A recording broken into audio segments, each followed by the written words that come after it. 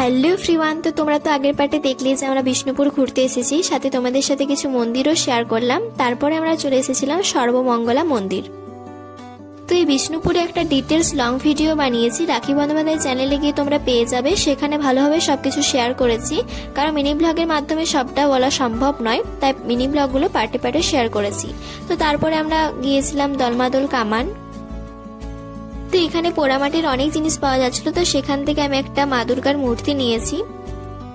আরো অনেক মন্দির ঘুরেছি, অনেক সুন্দর সুন্দর জায়গা ঘুরেছি, তোমরাও ডিটেলস লং ভিডিওটা অবশ্যই দেখো।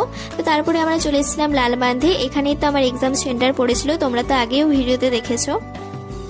তো তোমরা কে কোথায় ঘুরতে গেছো বা যাচ্ছ অবশ্যই কিন্তু কমেন্ট করে জানিও। আমি তো গিয়েছিলাম বিহারীনাথ পাহাড়, সেখানে ব্লগ শেয়ার করেছি, অবশ্যই কিন্তু তোমরা চেক করতে পারো, আমার ইউটিউবে ভিডিও আপলোড করা আছে।